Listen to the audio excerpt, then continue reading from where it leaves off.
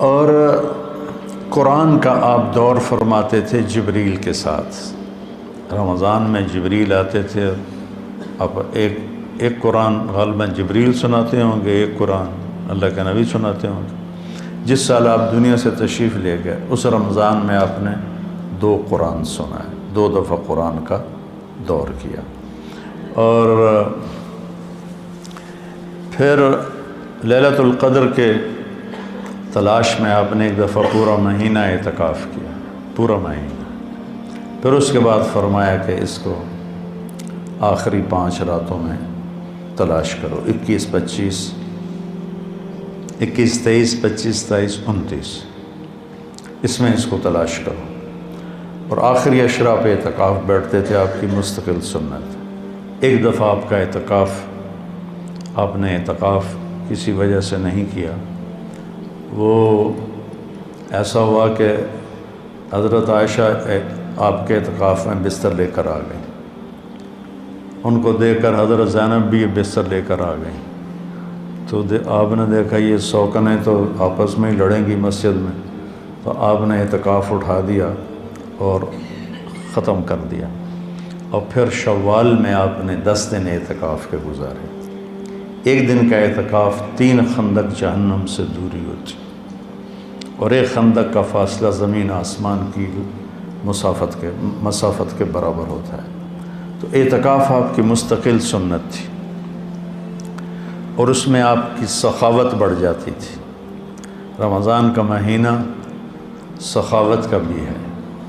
آپ اجود الناس تھے، ان اللہ الاجود الاجود وَأَنَا أَجْوَدُكُم مِّن بَعْدِهِ۔ اللہ سب سے بڑا سخی ہے، اس کے بعد سب سے بڑا سخی میں ہوں۔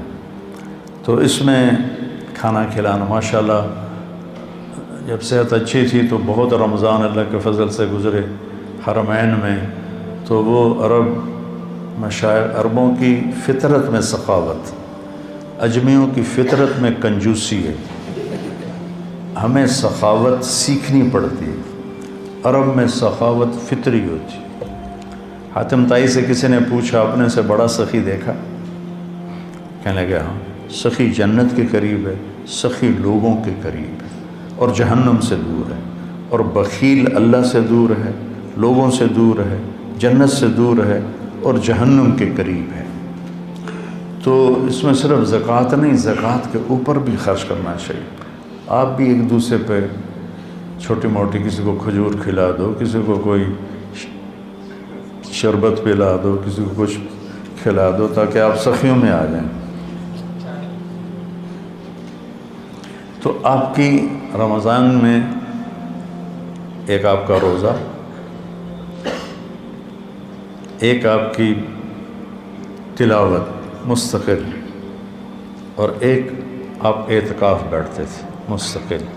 جس سال آپ نے اعتکاف اٹھایا اس سال آپ نے اس کی قضا کی۔ پھر آپ کے رمضان میں جنگ بدر بھی ہے، آپ بدر کے لیے نکلے، 12 رمضان کو نکلے، اور 17 کو یہ معرکہ ہوا، اور آپ کامیابی کے ساتھ سرخرو ہو کر واپس لوٹے، اور اسی میں فتح مکہ ہوا۔ 8 رمضان کو آپ نکلے، 8 رمضان کو۔ تو غصفان پہنچ کر آپ نے سب کو دکھا کے پانی منگوایا اور اپنا روزہ توڑ دیا۔ پیچھے سے روزے رکھ رہے تھے، روزہ توڑ دیا۔ تو صحابہ نے بھی روزہ توڑ دیا۔ کچھ جو زیادہ ہمت والے تھے انہوں نے کہا نہیں ہم نبھائیں گے، انہوں نے نہیں توڑا۔ تو سفر اور شدت گرمی کی، تو وہ تو نڈھال ہو گئے، اور ان سے نہ خیمے گاڑے گئے، نہ اونٹوں کو چارہ ڈالا گیا، نہ گھوڑوں کی خدمت کی گئی۔ سارا کام کیا جنہوں نے روزہ افطار کر دیا تھا۔ تو آپ نے شام کی نماز میں فرمایا کہ آج روزہ توڑنے والے روزہ رکھنے والوں سے آگے نکل گئے۔ ذہب المفطرون بالاجور، ایسے کر کے روایت، آج افطار کرنے والوں کا اجر بڑھ گیا۔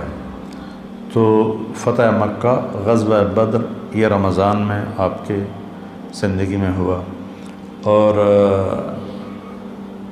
اعتکاف میں آپ تشریف فرما ہوتے تھے تو آپ سر کھڑکی میں کر دیتے تھے، حضرت عائشہ آپ کے سر کی کنگھی کر دیتی تھی، سر اپنا باہر نکال دیتے تھے، اور حضرت عائشہ وہ کیا ہے اسطوانۃ السریر، چارپائی والا، کیا اس کو کہتے ہیں، ستون، وہاں آپ کے لیے چارپائی بچھائی جاتی تھی، آپ اس پر آرام فرماتے تھے، تو اس کا نام ہے اسطوانۃ السریر۔ تو ساتھ ہی حضرت عائشہ کا حجرہ تھا، تو آپ اپنا سر اندر کر دیتے، چونکہ آپ نے ہمیشہ بڑے بال رکھے۔ جب آپ نے حج کیا تو آپ کے بال اتنے بڑے تھے کہ 4 گتیں اس کی بنائی گئی، 4 گتیں، جیسے عورتوں کی 2 ادھر 2 ادھر، تاکہ بال بکھرے نہیں۔ لیکن عام طور پر آپ کے جو بال تھے یہ کان کی لو تک ہوتے تھے، ایسے کر۔ تو یہ میرے نبی کا رمضان ہے، اس کے ظاہری اعمال ہیں۔ میرے نبی پاک صلی اللہ علیہ وسلم نے 9 رمضان دیکھے، اور آپ کی عادت مبارک تھی کہ آپ افطار سحری آخری وقت میں کرتے تھے، آخری وقت، ادھر بلال اذان دیتا، ادھر آخری لقمہ آپ کے منہ میں ہوتا تھا، اور افطاری بہت جلدی کرتے تھے۔ ایک آدمی چھت پہ کھڑا ہوتا تھا جب آپ مدینے میں ہوتے تھے، جب آپ سفر میں ہوتے تھے تو ایک آدمی پہاڑی پہ کھڑا ہوتا تھا، جو ہی سورج کا کنارہ ڈوبتا تھا تو ساتھ ہی وہ کہتا یا رسول اللہ غربت، تو آپ اسی وقت کھجور سے، پانی سے، دودھ کی لسی سے، ان 3 چیزوں سے آپ افطار فرمایا کرتے تھے، اور پھر اس کے بعد کوئی کھانے کی چیز ہوتی تو کھا لیتے تھے، ورنہ وہی کھجور ہی ان کا کھانا ہو جاتا تھا۔ ایک دفعہ آپ سحری کا کھانا کھا رہے تھے، اور آپ کے ساتھ حضرت کعب بن عجرہ، مقداد بن اسود اور علی رضی اللہ تعالیٰ عنہ آپ کے ساتھ تھے۔ بکرے کی سری پکی ہوئی تھی اور آپ سحری کھا رہے تھے۔ تسحروا، سحری کھاؤ۔ اللہ تعالیٰ نے پہلی امتوں کو سحری نہیں دی، کیا ہے کہ اس میں برکت ہے؟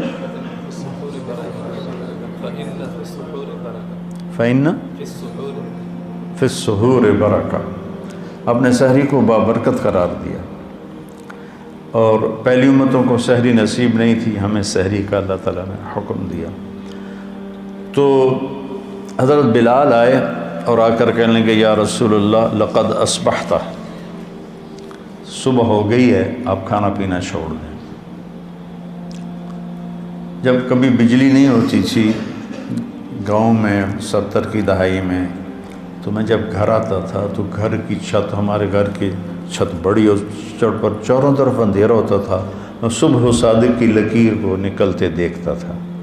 اس کے بعد اب بجلیاں ہی بجلیاں ہیں، روشنیاں نظر نہیں آتی، لیکن وہ حتی یتبین لکم الخیط الابیض من الخیط الاسود، حضرت عمار بن یاسر نے یہ آیت سنی تو ایک دھاگا سفید، ایک دھاگا کالا اپنے سرانے کے نیچے رکھ لی، اور اس کو دیکھتے رہے اور کھاتے رہے۔ وہ تو ہم نے کہا تیری سحری تو بڑی لمبی ہو گئی، پھر یہ صبح و صادق مراد ہے۔ صرف عربی جاننے سے آدمی نہیں سمجھتا جب تک کسی کی صحبت نہ ہو۔ تو یہ کہہ کر چلے گئے اذان دینے۔ اذان دینے کے لیے وہ ایک انصاری عورت کے گھر پر چڑھتے تھے، وہ چڑھنے لگے تو پھر واپس آئے تو آپ دیکھا تو آپ کھا رہے تھے۔ انہوں نے کہا یا رسول اللہ واللہ لقد اصبحت، یا رسول اللہ اللہ کی قسم صبح ہو گئی۔ تو آپ نے اپنے ہاتھ اٹھا لی، کہا یا بلال ما اصبحنا، ابھی صبح نہیں ہوئی تھی، لیکن تو نے قسم کھائی تو تیری قسم جھوٹی نہ پڑے، اللہ نے صبح و صادق کو پہلے نکال دیا۔ اور حضرت علی نے فرمایا اگر بلال قسم نہ کھاتے تو جب تک ہمارے نبی کھاتے رہتے صبح و صادق ہونی نہیں تھی۔ تو سحری میں آپ مختلف چیزوں سے جو کی روٹی مل گئی، کھجور مل گئی، افطاری میں بھی یہ تھا، اور ایک روزہ بھی سب کا قضا ہوا، چونکہ یوم غیم اندازے سے روزہ افطار کرنا ہے، بادل والے دن روزہ افطار کرو جب تمہیں اندازہ ہو جائے کہ سورج غروب ہو گیا۔ تو سارے مدینے پر گہرے بادل تھے، تو سب نے سمجھا کہ سورج غروب ہو گیا، تو سب نے افطار کر لیا، اللہ کے نبی نے بھی افطار کر لیا۔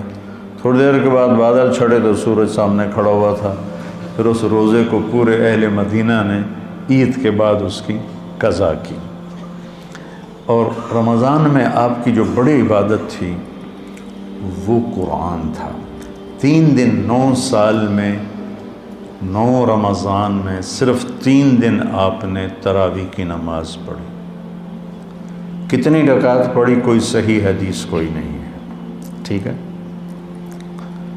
اس کے بعد چھوڑ دی۔ اس لیے حضرت عائشہ کا فرمان صحیح ہے کہ بخاری شریف کی روایت ہے کہ رمضان اور غیر رمضان میں آپ کی 11 رکعتی نماز تھی، چونکہ آپ نے تہجد کا اہتمام کیا، تراویح کا نہیں۔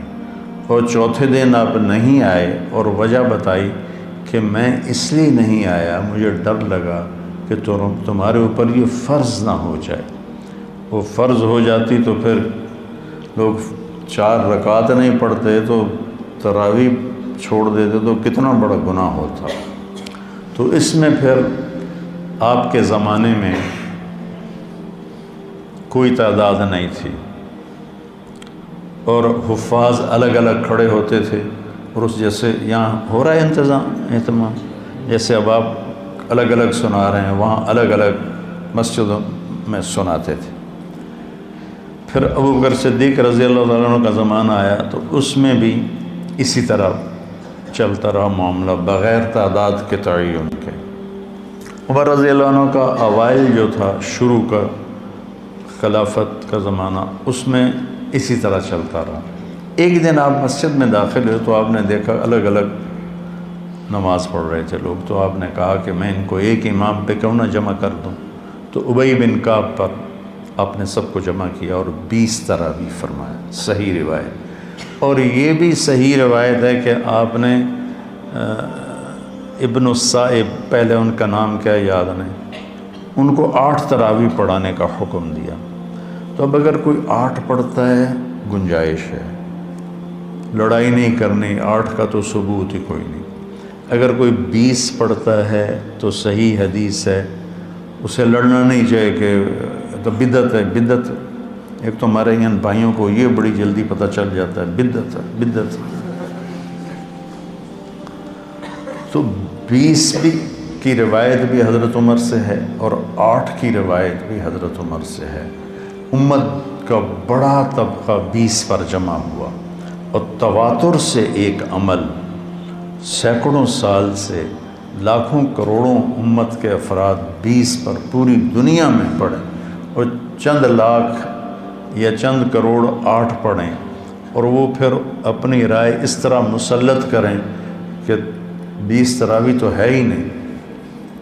شیخ عطیہ بن سالم رحمۃ اللہ علیہ مسجد نبوی میں درس دیتے تھے، اور سب سے بڑے تھے اس وقت محدث 90 کی دہائی میں۔ اس وقت میں جب حج پہ جاتا تھا تو حضرات کے ساتھ جانا ہوتا تھا، تو ہم 1 مہینہ مدینہ ٹھہرتے تھے، تو میں پورا مہینہ ان کے درس میں بیٹھتا تھا اور بہت فائدہ ہوتا تھا درس۔ ان کی کتاب تھی صلاۃ التراویح، وہ میں نے ساری پڑھی کہ میں نے یہ کتاب اس لیے لکھی ہے کہ میں دیکھتا ہوں کہ 8 تراویح کے بعد بہت سے لوگ نماز چھوڑ کے پیچھے بیٹھ جاتے ہیں۔ اس پر یہ عنوان تھا، اور پھر آگے بات کی کہ یہ نفل ہے۔ کوئی 40 مدینے والے 40 پڑھتے تھے بعد کے، حضور کے بعد کے زمانہ میں، خلفاء راشدین کے بعد کے۔ مکے والے وہ 4 تراویح پڑھ کے ایک طواف کرتے، پھر 4 تراویح پڑھ کے ایک طواف کرتے۔ مدینے والوں نے کہا ہوں اسی طواف تک کر نہیں سکنے، ایسی کی کری، انہوں نے کہا ایسی 20 دیاں 40۔ خان صاحب 2 رکعت نماز نفل، اللہ اکبر۔ ایک کوئی پنجابی جو صحیح بات ہے 8 پڑھ لے، لڑو نہیں، 20 پڑھ لے، اپنے جو تم دیکھتے ہو امت کا تواتر اس پہ قائم رہو، اور اس بحث میں کبھی نہ پڑھنا کہ 8 رکعت نہیں ہیں۔ بھی وہاں جیلم کی مسجد اہل حدیث کی تھی، تو میں راول پنڈی سے آ رہا تھا، اس وقت جی ٹی روڈ تھی، وہاں ہم ظہر کی نماز کے لیے رکے۔ میں اندر داخل ہوا تو دروازے کے ساتھ ایک بہت بڑا ایک لگا ہوا تھا اشتہار کہ 20 تراویح ثابت کرنے والے کو 5 لاکھ روپے انعام۔ تو ایسی احمقانہ حرکتیں کرنے کے لیے زندگی نہیں ہے، تھوڑی سی ہے، اسے صحیح کام میں لگانا ہے۔ تو آپ کی عبادت 11 رکعت ہی رہی، 9 سال، پورے 9 سال آپ کی عبادت 11 رکعت رہی۔